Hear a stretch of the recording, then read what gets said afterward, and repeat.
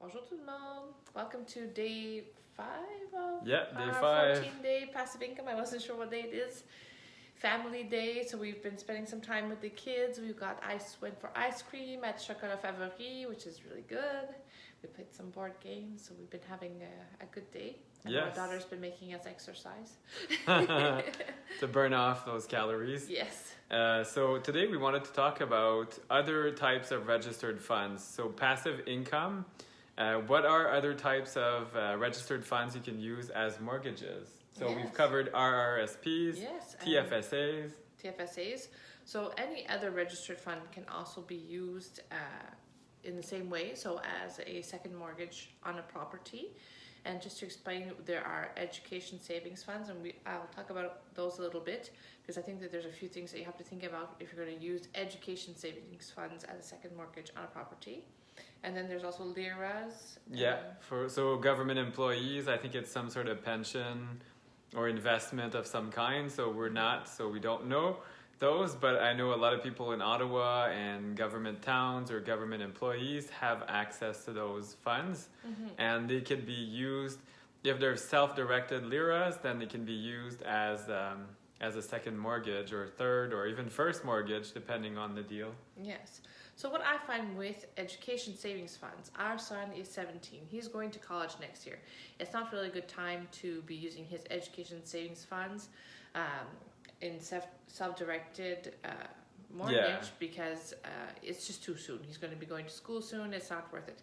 And if we knew what we knew now back then, oh my goodness, we would do I don't think things. we would have got him an education savings fund. I think I would have bought him a duplex. Yeah, or maybe we would have, but a self-directed one. I don't know, but if you already have them, I mean, there's no sense in not taking advantage of the fact. I mean, we've lost money on the kids' education savings plans, and I think that if we had known earlier on, after we already had them, that we could have gone this route, then we probably would have used them differently. But imagine though, if we went the self-directed route, you still get the government grant, especially, you get the federal, but let's say you live in Quebec and some provinces, they do offer another government grant. One. There's a provincial one, which we got. We were in Quebec for 3.5 years. So we got that amount, which we wouldn't have gotten otherwise. So let's say it was self-directed, then we would still get it. Yeah, that's and true. that you get all the benefits. But if you go through like Heritage Funds or Knowledge First Financial or those places, again, do your due diligence. But our experience was that we lost money. it wasn't so great, so we're not thrilled. But anyway, it's too late. We can't go back. But we can help others maybe make more informed decisions. So I agree with you. Just buying a building outright and then using the cash flow to pay for tuition. Because over the lifespan, think about that, 18 years later, they would have made much more money. Yeah, let's say we put in 25,000 back in the day, 25K would have been a nice deposit on a building. On a duplex that would have...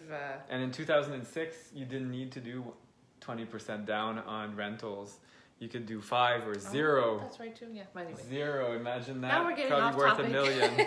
Like we do it every day. But anyway, just to say that even education savings funds, if it's a good time, like if you still have quite a bit of time for your child's going to school, that is something that can be put into a self-directed education savings plan and which can be used to invest in real estate. So speak to your financial planner.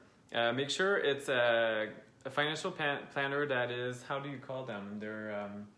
They're fee-based, so they're not through Sun Life or some other company. They're independent. That way they're able to help you actually make a real financial plan. Make an educated decision about your education savings. Exactly, because otherwise it's all the fees. The fees kill you. Like with Knowledge First Financial, I think it was like $600 just to set up the account. So the first while you're just contributing to fees. So it's fun paying for fees, I guess, to some people, but I don't personally enjoy it. If you do enjoy paying just for fees, well, let me know and I'll charge you something. I don't mind. But seriously, we like to get good value. And I don't think the people, they mean well, but it's just the way it's structured. I'm talking to a financial planner and he explained something very interesting to me.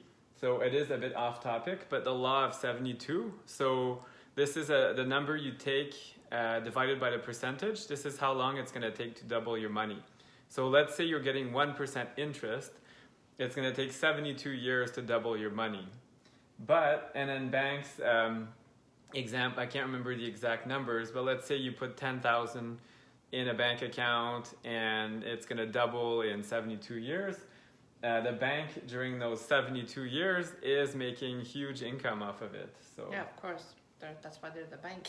I can't remember the exact calculation, but it was something like you'd end up with 40,000 and the bank ends up with 600,000 in profit with the $10,000 you put in. Mm-hmm. So also the other thing I found, like we have Knowledge First, obviously, and we have had other education savings plans for the kids. Yeah. But we've never really been able to get a solid and clear answer. How much money are we actually making off of the money that we put? No one knows. It's a mystery. We're just gonna find it at the end when it's too late. It's kind of late. What kind of returns are we making? Are we making any returns? Like, it just seems to go down. It doesn't seem to go up. Yeah. But they keep saying that we're going to be making money, but they can't really say how much. So that's one other thing that I don't like particularly about that option for the kids, is just because it's not clear what they're going to have when they actually get to go to school. Whereas I find I could calculate myself with a real estate investment how much money I would have by the time, if they were still babies. I wish they were still babies sometimes. But if they were still babies, how much I would have had by the time. Yeah, maybe not anymore. But how much I would have had by the time that they were 18 for them to go to college. It would have been an easy calculation for me to do. You do charts, and the building's going to start at this price and appreciate, and then you're going to be able to pull out. You can't guess it all, but you get a pretty darn good idea. Whereas with education savings plans, I have no clue. No clue. So we're just, we kind of gave up. But again, going back to passive income, so this is one way you can earn some income passively, is lending it out, and it's for your kids. Or LIRAs, that's your retirement plan or retirement fund of some sort. Exactly. So again, passive income. And then if you do, going back to the maximizer strategy, some of it in the LIRA or whatever, and TFSA, I'm not too sure if that is possible, but if you want cash in your pockets today, then that's the option, the TFSA again. So. Yeah, exactly. So I think that we've totally covered registered funds. Yes, Do you know what we're talking about tomorrow? No, I don't have my book handy. I should have. Well, that's okay. We will surprise you all about what we're talking tomorrow, but we're still going to be talking about passive income. Oh, I know what it is now. Oh, okay. Lines of credit. Lines of credit. So a lot of people say I have no money, but you'll find out you actually do. You have other people's money that you can lend. The banks. Yes. And the bank really is our money in a way, so... Yes, you might as well make good use of your money that's in the bank. Yes. Or not in the bank. I see Jacqueline Gascon is watching. Salut, Jacqueline. Bonjour. So anyway, until tomorrow, hope everyone's enjoying the rest of their family day. Yes.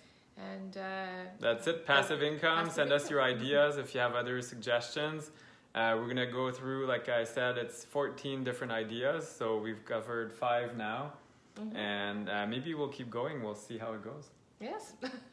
Cheers. Thanks. Bye. Bye.